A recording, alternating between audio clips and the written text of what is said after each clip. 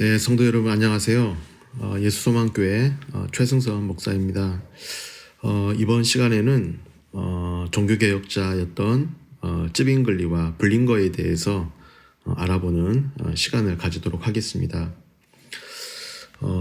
이 찌빙글리와 블링거는 스위스에서 종교개혁을 일으켰던 목회자들이었습니다. 우리가 잘 아는 것처럼 이 루터가 이 독일을 기반으로 종교개혁을 단행했다면 이 칼뱅을 비롯해서 이 시간에 살펴볼 찌빙글리와 블링거는 스위스에서 종교개혁을 일으켰던 이 목회자 또 신학자들이었던 것이죠. 그래서 이번 시간에는 이 찌빙글리와 블링거에 대해서 살펴보겠는데요. 주로 찌빙글리의 종교개혁에 대해서 알아보고 이어서 블링거에 대해서도 잠깐 짚고 넘어가는 그런 시간이 될 것 같습니다. 먼저 찌빙글리를 보게 되면 이 찌빙글리는 동시대 종교개혁자였던 루터보다 한 7주 정도 늦은 1484년 1월 1일에 태어났습니다. 이 스위스의 장크트 갈렌주에 속한 이 빌트하우스라는 작은 마을에서 태어나게 되었습니다. 이 찌빙글리 어린 시절을 보게 되면 이 찌빙글리의 이 부모님이 굉장히 신앙심이 깊었다고 알려져 있습니다. 또 그 부모님과 삼촌으로부터 가톨릭 교육을 받았다고 그렇게 알려져 있는 것이죠.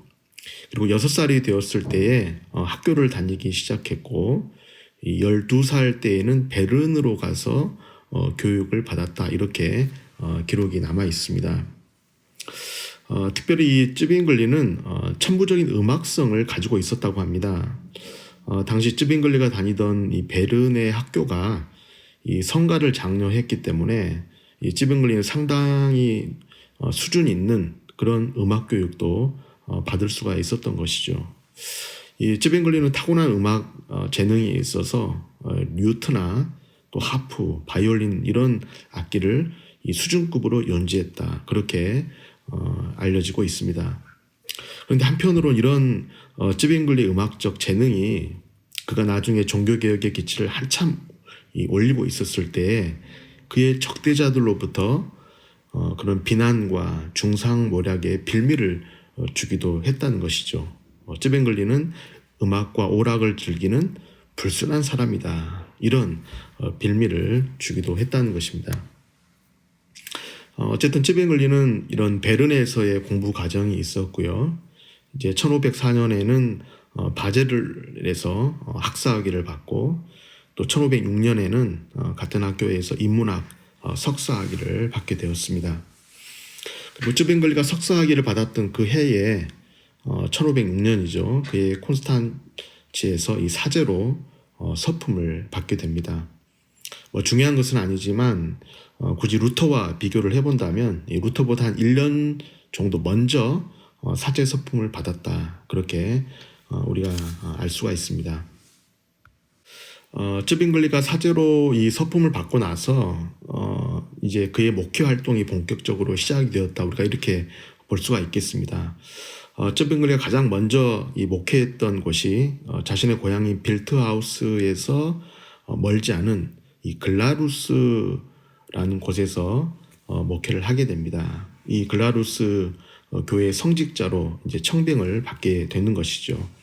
그리고 그 글라루스에서 1516년까지 한 10여 년 정도 목회를 하게 됩니다. 찌빙글리는 이 글라루스에서 목회하는 동안에 이 헬라어와 히브리어 그리고 인문주의자였던 에라스무스의 장품에 몰두했다고 합니다. 그리고 고전과 성서 또 교회 교부들을 공부했다고 그렇게 알려져 있습니다. 그러는 동안에 이 찌빙글리는 스위스 북부에서 꽤 영향력 있는 그런 설교자로 성장해 가고 있었다고 하는 것이죠. 찌빙글리가 한 10년 정도 글라루스에서 목회를 하고 나서 1516년에 이 아인즈 델른으로 목회지를 잠깐 옮기게 됩니다. 이 아인지 델른은 쭈리히에서 남동쪽으로 한 32km 정도 떨어져 있는 그런 조그만 도시였는데요. 그 아인지 델른으로 옮겨서 그곳에서 한 3년 정도 이제 목회를 하게 되는 것이죠. 그리고 그 아인지 델른에서 쯔빙글리는 특별히 성서 연구에 매진을 했다고 이렇게 알려져 있습니다. 그리고 그때부터 쯔빙글리는 이 로마 카톨릭 교회의 이 면죄부 판매랄지, 또 성모 마리아 숭배, 또 교황 제도에 대해서 이것은 성서적 근거가 빈약하다 이렇게 서서히 비판을 가하면서 종교 개혁에 발동을 걸기 시작했던 것이죠.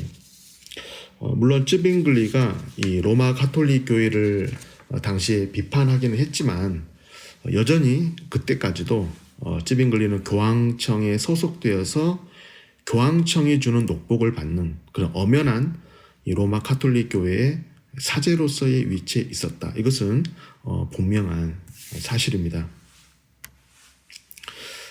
쯔빙글리가 이제 아인지 델른에서 한 3년 정도 목회를 하다가 자신의 35번째 생일인 1519년 1월 1일에 쭈리히로 목회지를 옮기게 됩니다.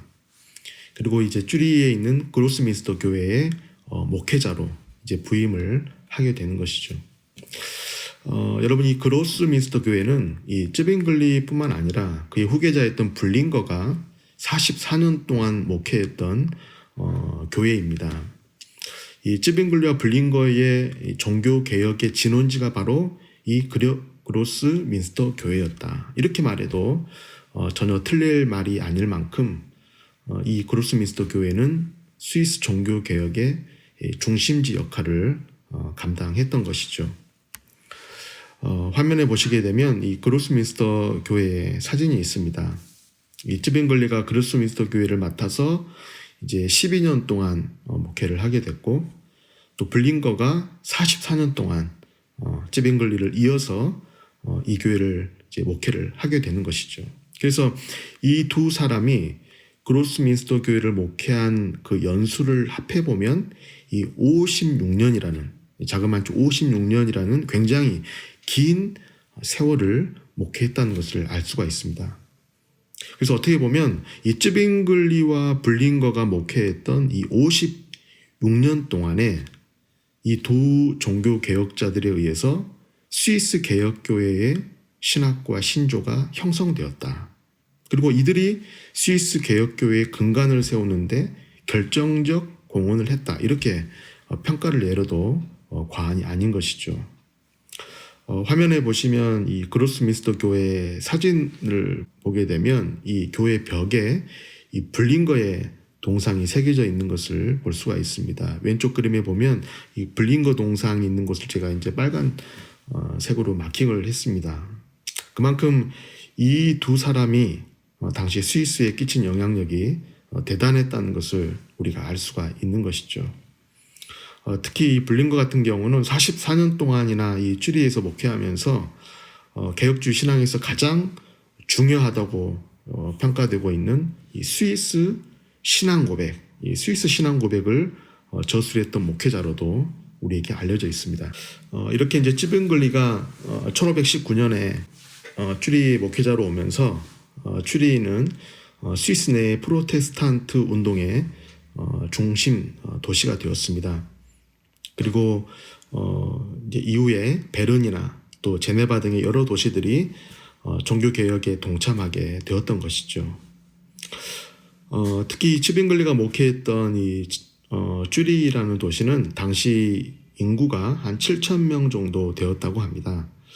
그리고 스위스 외교의 당시 중심지였고요. 또 당시 독일어를 사용하는 그 스위스 도시들 중에서 가장 번창했던 도시가 쭈리히였다고 그렇게 알려져 있습니다. 쯔빙글리가 쭈리히에서 사역하면서 우리가 한 가지 눈여겨볼 점은 쯔빙글리가 이 마태복음에 대한 연속적인 강해 설교를 시작했다고 하는 것이죠. 오늘날에는 우리가 뭐 강해 설교라는 말 어렵지 않게 들을 수 있지만 당시에만 해도 이 강해 설교라는 게 없었습니다. 한 권의 성경을 택해서 본문을 처음부터 끝까지 이렇게 차례대로 설교하는 그런 방식의 설교가 당시에는 없었던 것이죠. 물론 이 가톨릭 교회가 이 교회력, 이 절기에 따라서 설교하는 방식은 있었지만 이 찌빙글리처럼 이 성경을 처음부터 끝까지 강의하는 그런 설교는 이 찌빙글리가 처음이었다고 하는 겁니다. 그래서 이 성경의 모든 말씀을 처음부터 끝까지 강의하는 설교에 나가는 그런 강해 설교의 전통을 세운 사람이 찌빙글리다. 그리고 이런 강해 설교의 방식이 개혁교회의 중요한 전통으로 자리 잡게 한 그 바로 장본인이 찌빙글리였다. 우리는 이렇게 말할 수가 있겠습니다. 찌빙글리가 추리의 그로스민스터 교회를 목회한 지 얼마 되지 않아서 큰 위기가 찾아오게 됩니다. 그게 바로 유럽 전역에 돌았던 흑사병이었던 것이죠. 그래서 1519년 8월부터 1520년 2월 사이에 이 흑사병으로 인해서 추리 인구의 3분의 1에 달하는 사람들이 사망하게 됩니다. 당시 찌빙글리는 이 쭈리를 대표하는 교회 목회자였기 때문에 찌빙글리도 매일 병자들을 돌보게 되었던 것이죠. 그러다가 1519년 9월 말경에 찌빙글리 자신도 알아눕게 되고 말았습니다. 이때 이 찌빙글리가 지은 시가 있습니다. 우리가 이 시를 보게 되면 찌빙글리가 얼마나 하나님을 의지하고 있었는지를 우리가 알 수가 있습니다. 이런 시인데요. 주님 나를 도우소서. 나의 힘, 나의 반석이시여. 문 밖에서는 죽음이 문 두드리는 소리. 나를 위해 못 박히신 당신의 손을 높이 들어서 죽음을 정복하시고 나를 구원하소서. 그러나 당신의 음성이 내 생의 한낮인 지금이라도 내 영혼을 부르신다면 나는 순종하겠나이다. 신앙과 소망 안에서 이 땅을 포기하고 천국을 얻고자 하나니 나는 당신의 것이니이다. 이런 내용의 시입니다. 여러분 오늘날 우리도 이 코로나19라는 전염병이 감도는 그런 시대에 살고 있습니다. 그런데 생각해보면 이 찌빙글리가 살았던 그 시대나 지금이나 그리스도인의 유일한 소망은 하나님 나라다라는 것을 우리가 생각하지 않을 수가 없습니다. 찌빙글리가 생명의 위협을 감수하면서까지 그렇게 병자들을 간호하고 희생할 수 있었던 것은 그가 지은 시에서도 우리가 확인할 수 있는 것처럼 천국에 대한 그런 믿음과 소망이 있었기 때문이었던 것이죠. 지금처럼 우리가 의지할 만한 그런 의약품이나 시설이 없었음에도 불구하고 그가 목회자요 또 성도의 한 사람으로서 사람들을 돌볼 수 있었던 것은 그의 신앙의 힘이 받쳐주고 있었기 때문이었습니다.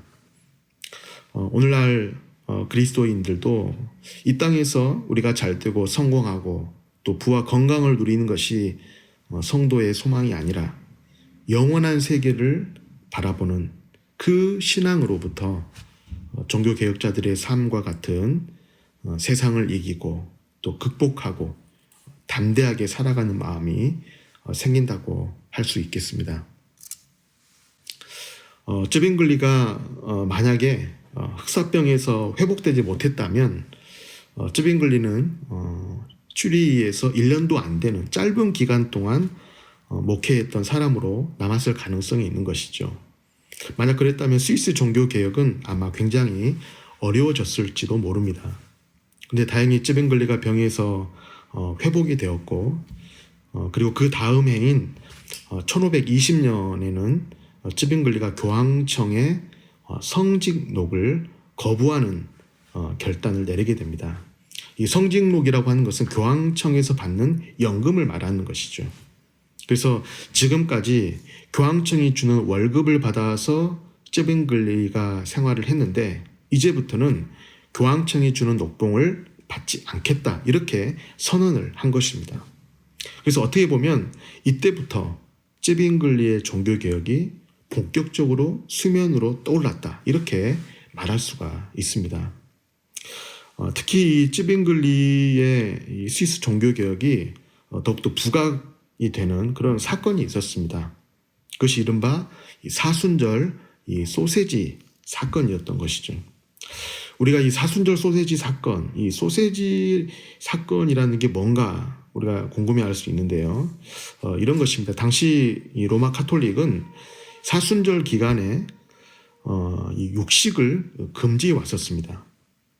그런데 그 1520년 그해 사순절 기간에 이 쭈리의 유명한 출판업자 중에 한 사람이었던 이 프로샤우어라는 사람과 몇 사람들이 모여가지고 소세지를 먹는 사건이 발생하게 되었던 것이죠.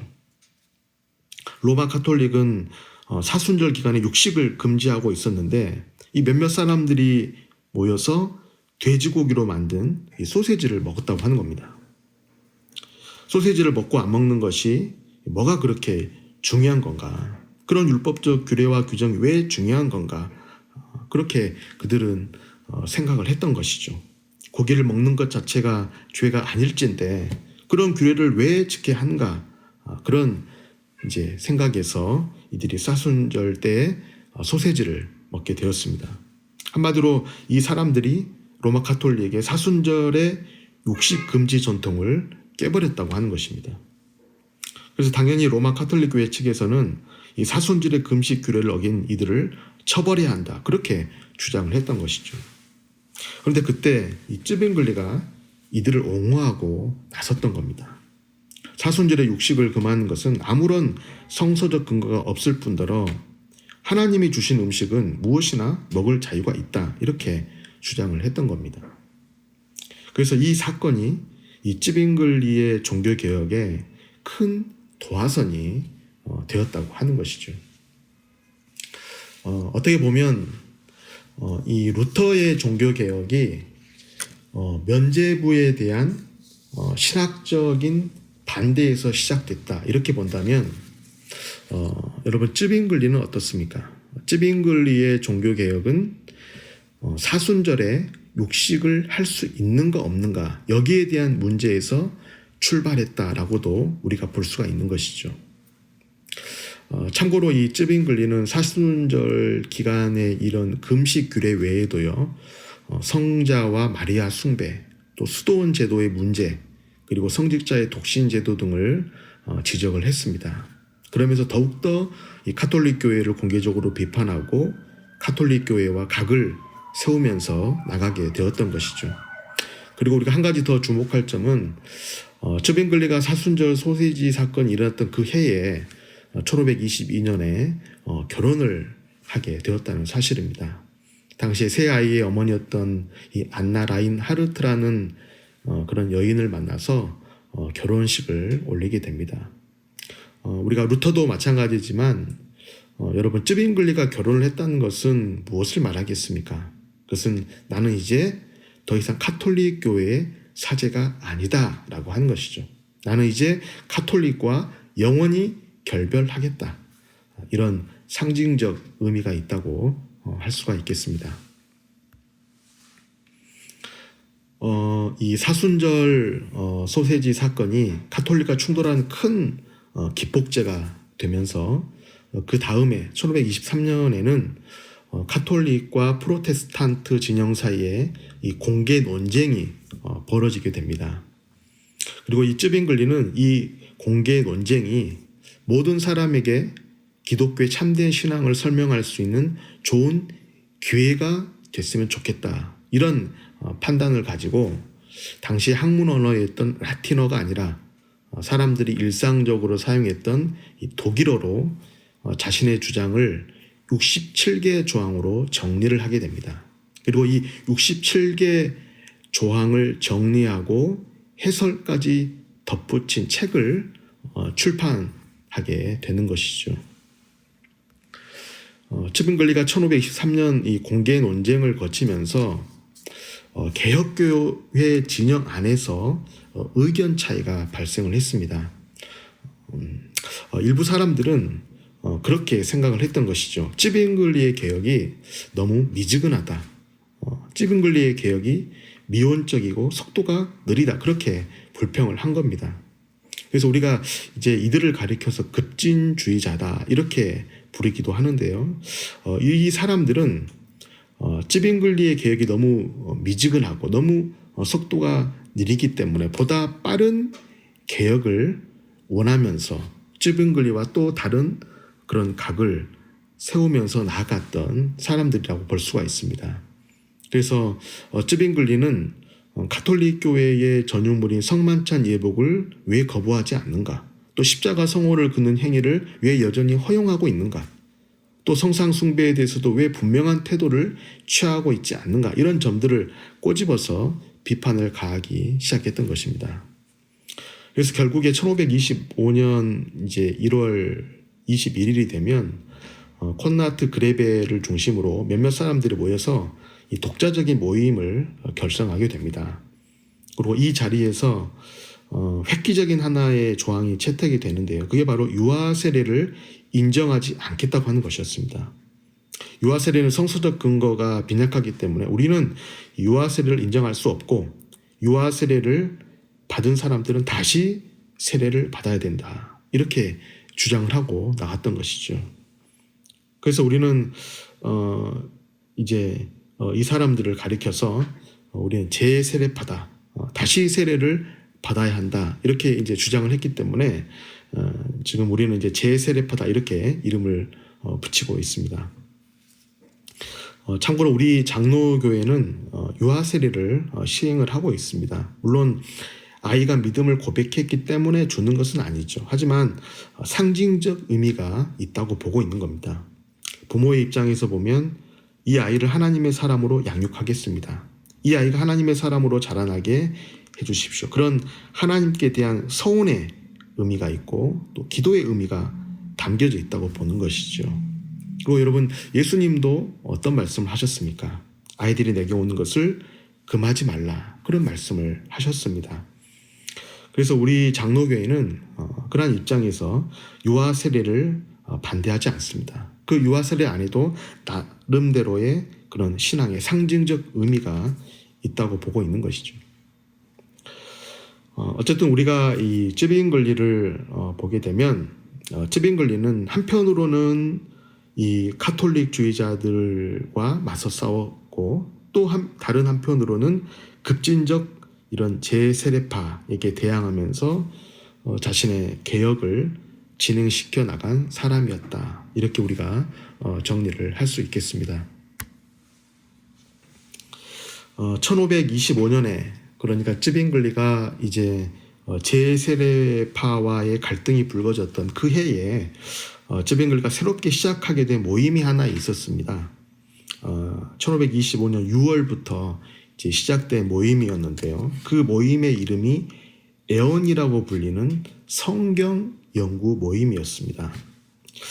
이 찌빙글리가 이 에온이라고 불리는 성경 모임을 시작하게 된 이유가 있었습니다. 그것은 가톨릭 교회가 성경보다 전통을 더 중요시했기 때문에 이 전통에만 호소하는 그런 가톨릭의 오류를 반박하고 또 교회의 개혁을 승리로 이끌기 위해서는 성경을 우리가 연구해야 된다. 이런 결론에 이르게 되었던 것이죠. 성경 연구만이 가톨릭과의 싸움에서 우리가 이길 수 있다. 그래서 이 찌빙글리가 이 에언이라는 성경 연구 모임을 시작하게 되었습니다. 그래서 이 찌빙글리는 이 에언이라는 성경 연구 모임을 통해서 당시 가톨릭 교회 성직자들을 새롭게 재교육을 했던 것이죠. 그리고 그 모임을 통해서 성경을 번역하는 작업을 또한 수행을 했는데요.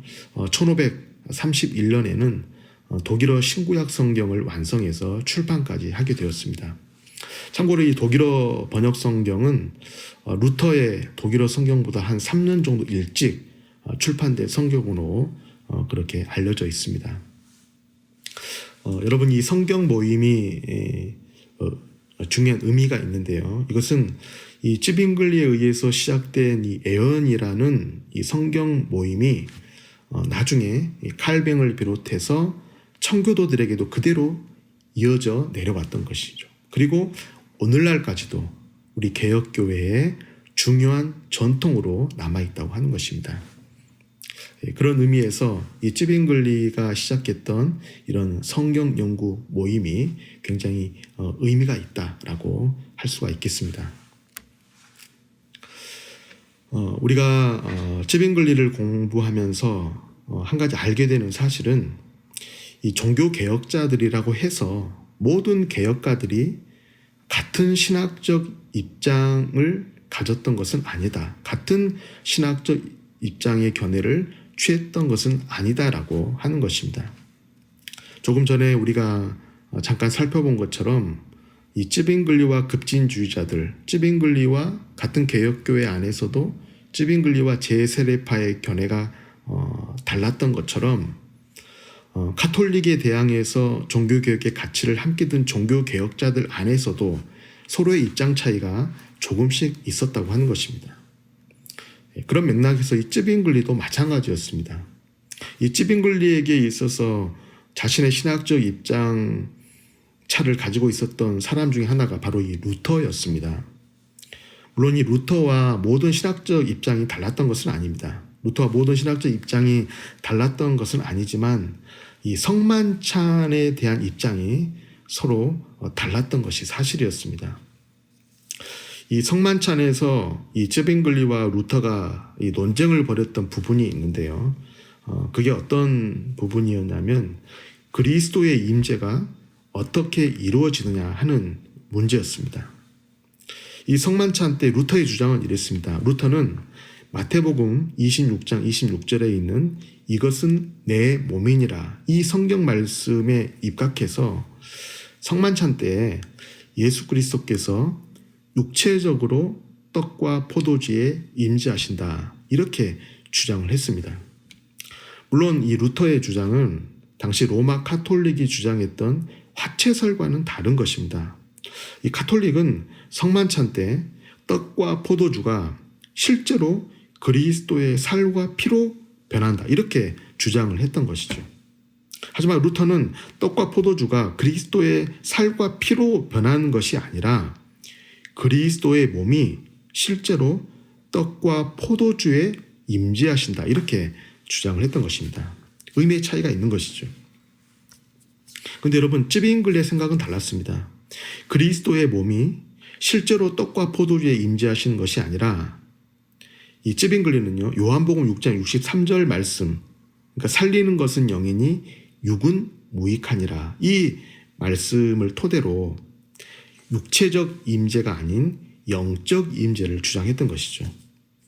성만찬 때 떡과 포도주를 통해서 그리스도께서 신자들의 마음에 영적으로 임재하신다고 하는 겁니다. 이런 입장 차이로 인해서 이 성만찬에서의 갈등을 해소하기 위해서 이 루터주의자들과 이 쯔빙글리 주의자들이 1529년 10월 1일부터 4일에 걸쳐서 이 마르부르크에서 모여서 논쟁을 벌이게 되었습니다. 이 4일 동안 논쟁이 이어졌지만 성만찬에 대한 합의를 결국 합의에 이르지는 못했던 것이죠. 참고로 우리 장로교회는 이 루터의 이 성만찬의 입장보다는 쯔빙글리의 입장과 비슷하다 그렇게 우리가 말할 수가 있습니다. 우리 역시도 성만찬 때 떡과 포도주를 통해서 그리스도께서 성도들의 마음에 영적으로 임재하신다. 우리는 이렇게 믿고 있는 것이죠. 이렇게 쯔빙글리와 루터는 성만찬에 대해서 서로 다른 견해를 가지고 있었습니다. 하지만 그들이 다시 만나서 성만찬에 대한 의견 차이를 좁힐 수 있는 기회가 없었습니다. 왜냐하면 쯔빙글리가 1531년 카펠 전투에서 전사하게 되면서 더 이상 두 사람이 만나서 화해를 할 수 있는 기회가 사라지고 말았던 것이죠. 이처럼 쯔빙글리는 스위스 내 카톨릭과 또 프로테스탄트 진영 간의 그런 신학적 논쟁, 그리고 이제 그런 진영 간의 전쟁에 참여했다가 부상을 당해서 47살의 나이로 사망하게 됩니다. 지금도 카펠에 서 있는 기념비에는 쯔뱅글리가 죽을 때 남겼다는 말이 기록되어 있습니다. 너희가 나의 몸을 죽일 수는 있으나 나의 영혼은 죽일 수 없을 것이다. 여러분, 쯔빙글리는 카펠 전투에서 전사하고 말았지만 그가 남긴 신앙의 유산은 지금까지도 그 명맥이 이어지고 있습니다. 특별히 쯔빙글리는 칼뱅보다 25년 정도 먼저 태어나서 스위스 종교개혁을 일으켰던 그런 개혁주의 전통의 아버지라고 우리가 할 수 있는 것이죠. 그리고 그가 남긴 신앙 유산을 우리가 몇 가지로 정리해 볼 수가 있겠습니다. 첫 번째는 하나님에 대한 절대적 신뢰였습니다. 오직 하나님께 영광, 이 하나님께 영광이라는 이 개혁교회의 표현은 바로 쯔빙글리로부터 시작되었던 것이죠. 거듭난 그리스도인의 삶은 하나님께 영광이라는 거룩한 목표로 채워지게 된다고 하는 겁니다. 두 번째는 성경에 대한 강조였습니다. 그런 연속적인 성경 강의의 전통을 수립해서 성경 전체를 하나님의 말씀으로 배우고 받아들이는 그런 태도를 우리에게 가르쳐 주었던 것이죠. 또 애언이라는 성경 모임을 조직해서 성경 연구 모임을 시작했던 것, 이것은 쯔빙글리의 독창성이라고 우리가 평가를 내릴 수가 있겠습니다. 세 번째, 쯔빙글리의 종교개혁은 이 스위스 국가의 하나님 나라를 이루어가는 갈망에서 시작되었다, 이렇게 볼 수가 있습니다. 스위스라는 국가가 하나님 나라와 같이 변해야 한다, 이런 사회적이고 국가적 차원의 개혁을 추구했다고 하는 것이죠. 이런 점은 여러분 루터와는 약간 결이 다른 측면이라고 볼 수가 있습니다. 루터는 개인적 차원의 회심에 더 큰 방점을 두었다면 쯔빙글리는 국가적 차원의 그런 종교개혁을 더 강조했던 사람이라고 볼 수가 있는 것이죠. 여기에서 여러분 한 가지 짚고 넘어갈 점이 있습니다. 우리가 나중에 살펴볼 불린고도 마찬가지지만 쯔빙글리의 이 종교개혁은 국가적 차원의 개혁이어야 한다, 그런 특징이 있다고 방금 말씀을 드렸습니다. 루터의 종교개혁이 개인의 중생과 거듭남에 초점을 두었다면 쯔빙글리는 사회 국가적 차원의 개혁에까지 손을 뻗쳤다라고 할 수 있는 것이죠. 근데 여러분, 이런 사회개혁 사상은 조심스럽지만 하나님 나라를 오해한 데에서 비롯되지 않았을까, 우리가 이렇게 생각을 해볼 수가 있습니다. 여러분, 예수님은 이렇게 말씀을 하셨죠. 누가복음 17장 21절에 하나님의 나라가 너희 안에 임하였느니라, 이렇게 말씀을 하셨습니다. 여러분, 하나님의 나라가 너희 안에 임했다라고 하는 말씀은, 하나님의 나라라고 하는 것은 우리가 이 세상 가운데, 우리가 살아가고 있는 이 땅 가운데에서 누리고 경험하는 하나님의 나라라고 하는 것은 영적이고 내적인 것이라고 하는 것입니다. 예수님은 이 하나님의 나라를 영적이고 내적인 것에 연결을 시키셨어요. 그런데 여러분, 쯔빙글리는 이 하나님의 나라를 어떻게 보았습니까? 하나님의 나라를 이 세상 나라 가운데 실현시켜야 하는 과제로 인식을 했다고 하는 것이죠. 다시 말하면 이 하나님의 나라는 이 세상 가운데에서 사람들이 하나님의 사랑의 계명, 하나님의 의를 실천함으로써 오게 되는 그러한 것으로 파악을 했다고 하는 것입니다.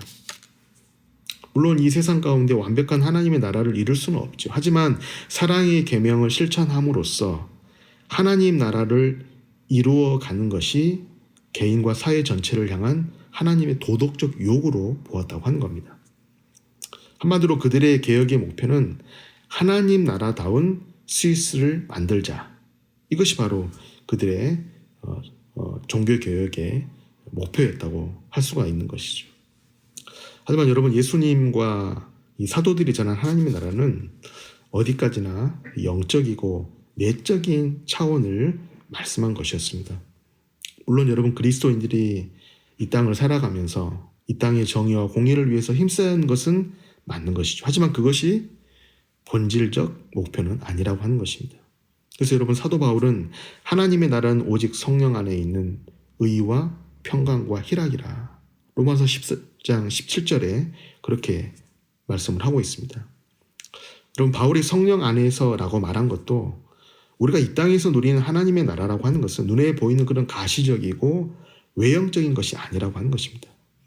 오직 성령 안에 하나님의 나라는 오직 성령 안에 있는 것이다. 다시 말해서 우리가 이 땅에서 누리는 하나님의 나라라고 하는 것은 영적인 것이고 내적인 것이다 라는 것을 말해주고 있는 것이죠. 여러분 이처럼 성도는 복음을 믿음으로 성령 안에서 마음의 변화를 받아서 하나님의 나라를 누리게 되는 것이고 이런 내적 상태가 주는 구원의 기쁨 또 평안 그런 확신 속에서 하나님의 계명도 자발적으로 실천하게 되는 것입니다. 찌빙글리의 주장대로 사랑의 계명을 실천함으로써 이 땅에 하나님의 나라를 오게 하는 것이 아니라 오직 복음을 믿음으로 우리는 하나님의 나라를 영적으로 내적으로 소유하고 누리는 것이고 그리고 그 영적으로 내적으로 누리는 그 하나님의 나라를 누리는 삶에서 거룩한 삶이 나오게 되는 것이고 우리는 복음의 증인으로 살게 된다고 하는 것입니다. 이것이 루터와 쯔빙글리의 신학적 차이라고 할 수가 있겠습니다. 여러분 이제 쯔빙글리에 대해서는 이 정도 우리가 살펴보기로 하고요. 다음은 쯔빙글리의 바로 뒤를 이어서 스위스 쭈리히에서 종교개혁을 수행했던 블링거에 대해서 잠깐 살펴보도록 하겠습니다. 블링거가 쯔빙글리의 뒤를 잇게 된 것은 조금 전에 우리가 살펴본 것처럼 쯔빙글리가 1531년 카펠 전투에서 사망했기 때문이었던 것이죠. 쯔빙글리가 사망하게 되면서 이 쭈리히 시의회는 쯔빙글리의 후임자를 결정해야 되는 상황에 놓이게 되었습니다. 그리고 그의 후임자로 결정된 사람 바로 이 블링거였던 것이죠. 그래서 이 블링거는 쯔빙글리를 이어서 이 그로스민스터 교회를 맡아서 한 40년 동안 목회를 하게 됩니다. 블링거는 여러분 이 블링거가 그리스도민스터 교회를 청빙받아 오기 전까지 이 블링거는 자신이 태어난 고향이었던 이 브렘가르텐 교회에서 목회를 하고 있었습니다. 이 브렘가르텐 교회는 이 블링거의 아버지가 목회했던 교회였는데요. 블링거가 이 아버지의 뒤를 이어서 한 3년 정도 목회를 해오고 있었던 그런 상황이었습니다. 사실 블링거가 아버지를 이어서 목회를 하고 있었지만 그 무렵만 하더라도 이 교회 개혁, 이 종교 개혁 운동이라고 하는 것은 굉장히 미미한 수준에 불과했었습니다. 이 개혁 운동이라고 하는 것이 지역적이고 또 부분적으로 발생하고 있는 그런 상황이었던 것이죠.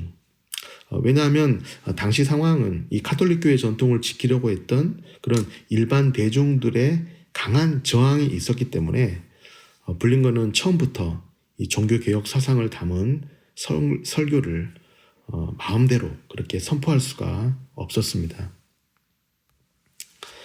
그렇게 블링거는 이 브렘가르텐 교회에서 목회를 하다가 이 교회 개혁의 한계를 느끼고 한 2년 반이 지난 1531년 11월에 브렘가르텐을 떠나서 취리히로 이제 망명을 하게 됩니다. 그리고 이 블링거가 쭈리히에서 망명객으로 지낸 지 한 달여 만에 이 쭈리히 시의회가 블링거를 쯔빙글리 후계자로 지명하게 되는 것이죠. 그러면서 이 블링거는 그로스민스터 교회의 목회자로 이 부임을 하게 되었던 것입니다. 이 블링거가 지명을 받은 그날에 이 쭈리히 시의회가 블링거에게 한 가지 당부를 하게 되었습니다. 그 당부의 내용은 이런 것입니다. 목회자가 정치적 사안에 관여하지 말고 오로지 복음 전파에만 전념해 주십시오. 이런 당부였다고 하는 것이죠. 복음 전파에만 전념해 주었으면 좋겠다. 이런 당부를 듣고 블링거가 곰곰이 생각을 하고 고민에 빠지게 됩니다. 그리고 4일 후에 그날이 이제 12월 13일인데요. 4일 후에 시의회에 답변을 내놓게 되었습니다. 이 블링거의 답변 내용은 이런 거였습니다. 원칙적으로는 이런 것이죠. 목회자로서 현실 정치에 직접 관여하지는 않겠지만 성경을 토대로 사도행전 5장 29절 또 디모데후서 2장 9절의 말씀을 토대로 상황에 따라서는 필요한 경우에 강단의 말씀 선포를 통해서 정치나 사회 현실에 참여하겠다. 이런 이제 답변을 내놓게 되었습니다. 그리고 블링건은 한 가지 덧붙여서 이런 이제 종교 개혁을 추진하기 위해서는 시의회의 적극적 도움과 협조가 필요하니 시의회가 나를 좀 잘 도와달라. 이런 이제 그런 요구 사항을 내놓게 되었던 것이죠. 이런 그의 요청에 시의회가 흔쾌히 이제 받아들게 되면서 블링건은 이제 주리의 그로스민스터 교회를 맡아서 정식적으로 목회직을 수행하게 되었습니다. 블링건은 여러분 주리에서 목회를 했지만 그가 한 40년 동안 목회를 하면서 그의 목회 활동 영역은 스위스를 떠나서 유럽 전 지역으로 그의 영향력이 확산이 되었습니다. 그 결과 블링건은 유럽 개혁교회의 교부다 이렇게 칭송을 받을 만큼 그런 어떤 확고한 영향력 있는 그런 지도자로서 종교 지도자로서의 교회 지도자로서의 그런 자리를 차지하게 되었던 것입니다. 이 블링건은 스위스 연방 공동체 개혁교회 지도자였을 뿐만 아니라 유럽 전역에 있는 그런 개혁교회들의 큰 스승과 같은 그런 역할을 했는데요. 이 블링건은 교회 지도자나 또 정치 지도자들과 친밀한 교제를 나누었다고 합니다. 주로 이 블링건은 편지글을 통해서 서신을 통해서 그렇게 이제 왕래를 사람들과 많이 했는데요. 그런 이제 편지글을 통해서 사람들을 격려하고 위로하고 또 신학적 고민들을 가지고 있는 사람들에게 충고를 했다고 하는 것이죠. 참고로 그가 서신으로 왕래했던 이 편지글이 12,000여 통, 여러분 놀랍지 않습니까? 그런 12,000여 통에 달할 만큼 블링거가 유럽 전역에서 끼쳤던 영향력은 지대했다고 볼 수가 있겠습니다. 여러분 이렇게 비록 우리가 짧은 시간이지만 쯔빙글리와 블링거에 대해서 살펴보았습니다. 이 쯔빙글리와 블링거 이 두 사람은 우리가 아는 것처럼 이제 스위스 개혁교회의 목회자로서 일생을 바쳤던 사람들이었습니다. 그들은 우리에게 잘 알려진 루터나 칼빈과 같이 로마 카톨릭 교회의 비성경적인 신학에 맞서서 그런 신조에 맞서서 기독교 복음을 변호하고 또 변증하고 투쟁했던 그런 종교 개혁자들이었던 것이죠. 그리고 이들의 신앙 유산을 교회가 물려받아서 오늘까지 프로테스탄트 교회가 그 명맥을 이어오고 있습니다. 문제는 여러분 이런 종교 개혁자들의 신학과 신앙을 오늘의 교회와 목회자들이 잘 보존하고 또 가르치고 있느냐 하는 것이죠. 중세부터 오늘에 이르기까지 카톨릭 교회는 사실 변한 것이 없는 것이죠. 카톨릭 교회도 우리와 같이 그리스도를 인정하고 같은 하나님을 고백하기 때문에 그들도 수용하고 포용해야 한다. 이런 입장을 가진 사람들이 요즘에 많은 것 같습니다. 하지만 여러분 카톨릭 교회는 복음적 관점에서 보면 명백한 이단이고 또 잘못된 신학과 교리를 가르치고 전파하는 그런 거짓 기독교임에 틀림이 없다고 할 수가 있습니다. 왜냐하면 그들의 가르침과 교리를 믿고 따라간다면 그 끝은 심판이요 지옥이기 때문인 것이죠. 오늘날까지도 카톨릭 교회는 종교개혁 당시나 지금이나 그 구원에 대한 교리가 변하지를 않았습니다. 카톨릭 교회는 여러분 이렇게 주장을 합니다. 오직 믿음으로 구원을 얻는다고 믿거나 가르치는 자는 저주를 받을지어다. 오직 믿음으로 구원을 얻는다고 믿거나 가르치는 자는 저주를 받을지다. 이런 교리를 설파하고 있는 것이죠. 이런 여러분 구원 교리를 전하고 가르치는 집단과 우리 개혁교회가 어떻게 하나가 될 수가 있겠습니까? 사도 바울은 갈라디아서 1장 9절에 이렇게 말하고 있습니다. 만일 누구든지 너희가 받은 것 외에 다른 복음을 전하면 저주를 받을지어다. 이렇게 성경에 기록하고 있습니다. 여러분, 우리는 이런 종교 개혁자들이 왜 자신의 목숨을 걸고서까지 그토록 로마 가톨릭 교회에 저항했는지를 우리는 생각해 봐야 하는 것이죠. 그리고 그들의 수고와 헌신에 우리가 감사할 뿐 아니라 이들이 우리에게 목숨을 걸고 물려준 이 복음, 오직 은혜, 오직 성경, 오직 하나님께 영광, 이 종교개혁의 신앙을 우리도 확실하게 믿고 또 후대에도 전해주는 것이 오늘날 교회의 사명이 되어야 한다고 생각합니다. 여러분, 오늘 이 시간에 스위스의 종교개혁자 이 찌빙글리와 블링거에 대해서 우리가 살펴보았습니다. 오늘 우리의 신앙도 정말 이 종교개혁자들의 신앙을 우리가 본받고 이어받아서 우리의 신앙을 후대에도 우리가 전해줄 수 있는 그런 복음의 확신을 가진 복음의 증인으로서의 삶을 살아갈 수 있기를 간절히 소망해 봅니다. 지금까지 경청해 주셔서 감사합니다.